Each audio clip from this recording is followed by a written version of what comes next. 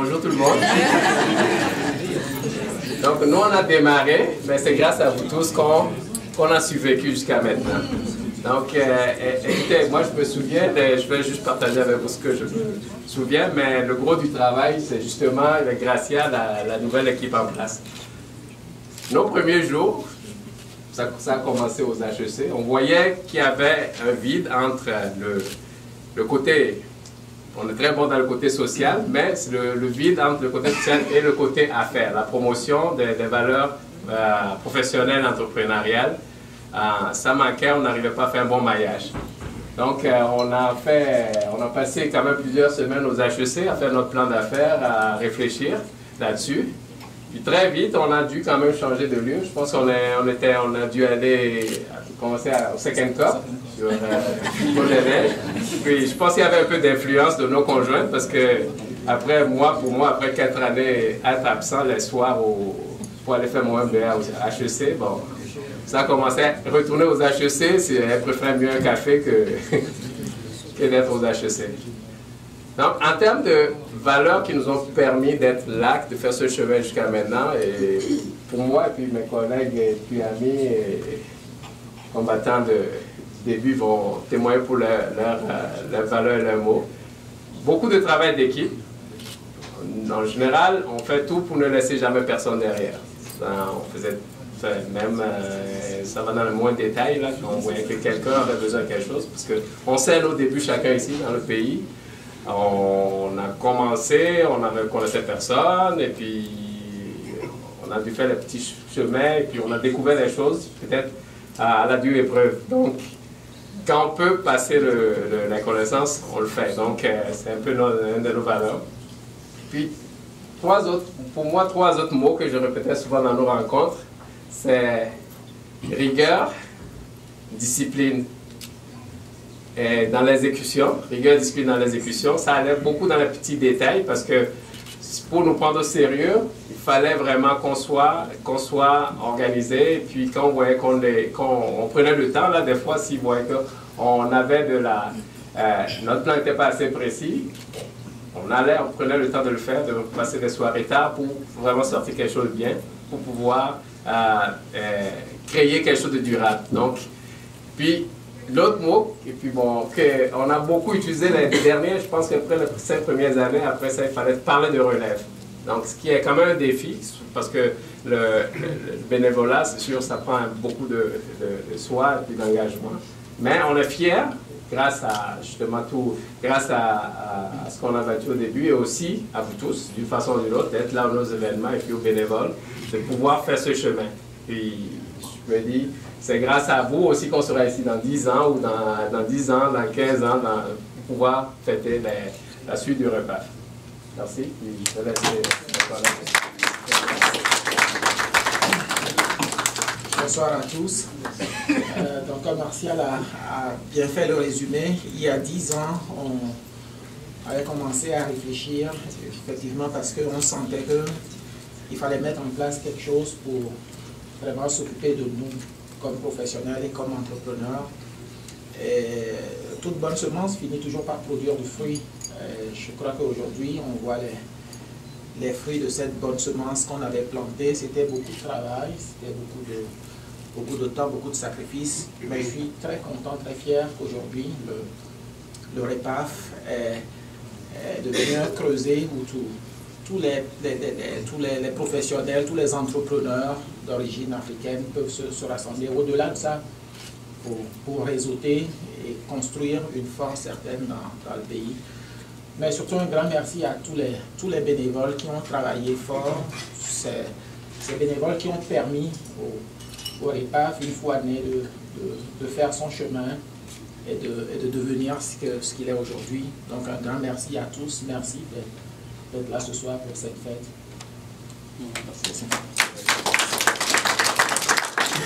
Alors, bonsoir tout le monde.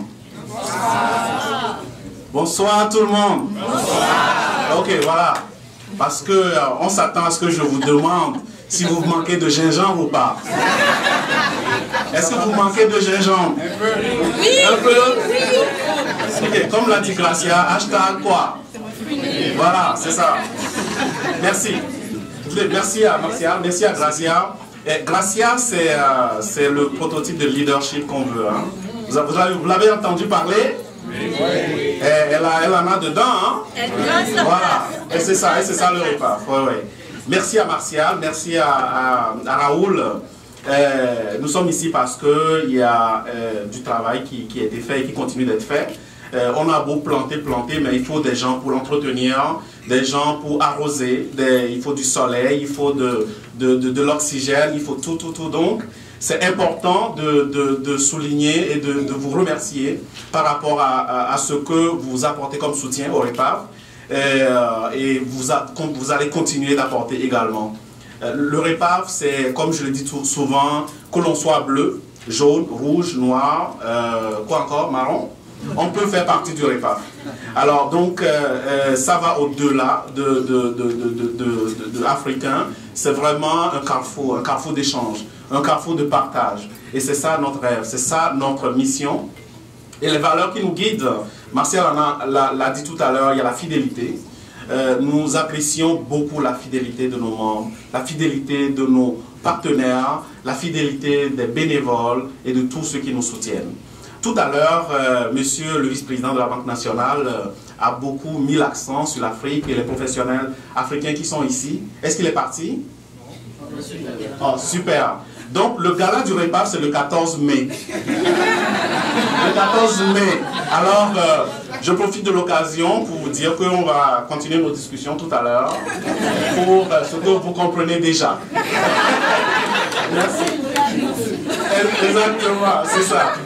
Alors, tout ça ne se fait pas seul, j'ai dit tout à l'heure. Je vais inviter quelques personnes qui ont été dans des moments critiques du REPAV.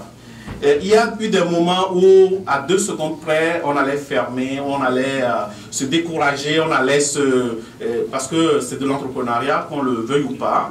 Il y a des moments critiques et des personnes que je vais citer nous ont soutenus et ont arrosé, continué d'arroser les plantes parce que pendant que d'autres étaient fatigués et tout.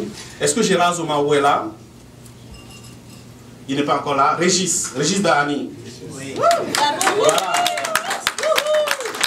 Régis, il est à la Banque nationale ici.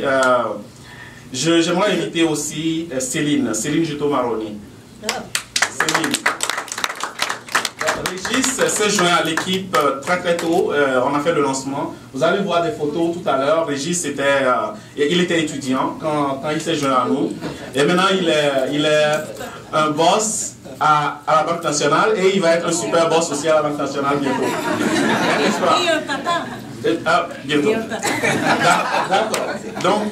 Donc, Céline s'est jointe à nous dans le programme de mentorat. Elle est cofondatrice du programme de mentorat. C'est quelqu'un qui a cru au programme de mentorat et au REPAV, qui a fait confiance à tout ce qu'on avait. Et nous avons ouvert des portes, à travailler des heures, sans compter des voyages à Québec, sans qu'on nous lui rembourse un seul cent. Donc, vraiment, bravo. Merci de nous avoir soutenus, Céline. Il y a Ursula, que j'aimerais appeler. Où est-ce qu'elle est, Ursula? Ah, la belle Ursula. Ursula. Je l'amène. Voilà. Ursula, elle est très gênée. Il y a des moments où Ursula était le chef d'orchestre au REPAV, le site web, le programme de mentorat, tout ce qu'on faisait pendant que moi je dormais, pendant que toute l'équipe dormait. Donc, Ursula, officiellement, on aimerait te dire un grand merci. Et c'est le type de bénévole, il faut que le REPAV continue d'exister. Virginie, où est-ce qu'elle est, Virginie? Est-ce qu'elle est là, Virginie? Elle n'est pas encore là. Jean-Yves.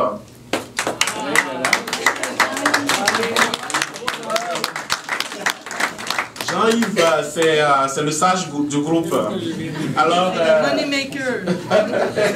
alors quand on parle de fidélité dans ce que l'on fait, quand on parle de travail acharné, de rigueur, voilà un exemple. Alors, merci Jean-Yves. Et Marjorie, où est-ce qu'elle est, Marjorie?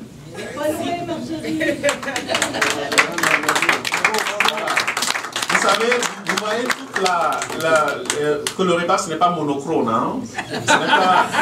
Le REPAV, ce n'est pas monochrone comme la télévision québécoise. Hein? le repas fait très multicolore, n'est-ce pas? Donc, Marjorie s'est jointe à l'équipe et puis elle a travaillé, elle nous a ouvert beaucoup de portes. Elle nous a allumé sur plusieurs aspects que l'on devrait développer au REPAF. Et puis, c'est une personne extraordinaire et on aimerait lui dire un grand merci, Marjorie. Et c'est quelqu'un de très fidèle. Il y a Yves Alavo. Yves Alavo, où est-ce qu'il est? Pourquoi ne pas être là? Voilà. Alors, Yves Alavo, c'est notre doyen. Il nous conseille tous les jours. Depuis le début jusqu'à aujourd'hui, il continue de nous conseiller. Il continue de nous conseiller. Donc, on aimerait lui dire... Yves, un instant, s'il te plaît. Donc, on aimerait lui dire merci. On aimerait lui dire un grand merci. La sagesse en personne, la sagesse personnifiée, comme on dit. Et donc, je ne vais pas lui passer le micro parce que c'est un journaliste, sinon il va pas s'arrêter. Alors, ce ne sont pas, on a appelé toutes ces personnes, ce sont des personnes qui ont été vraiment déterminantes à des moments bien précis de l'organisation. Un grand merci à vous. Cela ne veut pas dire que vous n'êtes pas important. Vous êtes aussi important que tout le monde ici. Alors je vous dis merci également à vous les participants, à tous les membres, à tous les bénévoles, à toute la relève du REPAF. C'est vous qui faites que le REPAF va continuer d'exister. Nous, actuellement, on ne joue presque aucun rôle dans l'organisation. On regarde, on transmet nos expériences et tout, et c'est ça le REPAF. On ne voulait pas être président à vie, on voulait qu'il y ait une relève, on voulait qu'il y ait une relève, on voulait qu'il y ait des transitions, et c'est ça le REPAF.